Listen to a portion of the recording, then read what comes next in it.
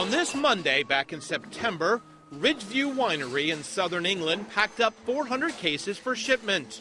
Not unusual for this 14-year-old winery, but this was Ridgeview's first shipment to the United States.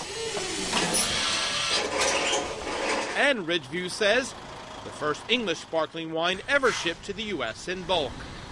England, a country not known for wine, shipping to a country with its own thriving wineries. It's a far cry from when Ridgeview and a handful of other English wineries started up in the 1990s.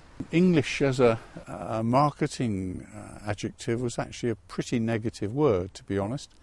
And in fact, for many years, the word English didn't appear on our bottles.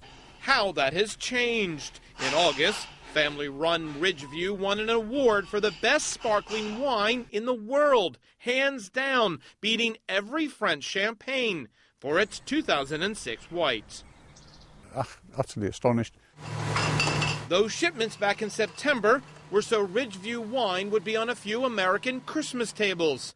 Its 2008 Sparkling Brut is on the Wall Street Journal Wine Club list at about $30 a bottle. We actually have the wine trade, the on-trade, the off-trade, the supermarkets, and importers in other countries knocking on our door saying, we really must have an English wine on our list.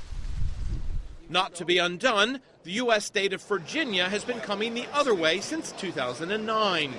There are more than 24 wineries in Virginia.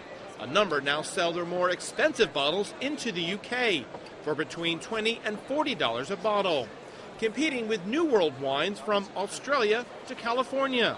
Not to mention French, and now, of course, homegrown wine. Entering any market with a new product is an uphill battle. I don't shy away from that. The fact is, the UK market is the single largest importer of wine in the world. Yes, it is a complicated market, but the UK wine consumer generally is an exploratory wine consumer. Parker recently took Virginia wines to Paris, and he says got a thumbs up from the French wine media. And he says new wines benefit from one trait shared between young drinkers, whether in London, Paris, or New York. The younger wine consumers, say in their 20s, 30s, are interested in learning more about wine. It's not just grabbing a bottle of wine off a supermarket shelf. Virginia hopes wine tourism will follow new drinkers. Lovely small fine bubbles. Back at Ridgeview, the Roberts family will have to wait to the new year to see if their sparkling wine brings any American tourists to the Sussex coast.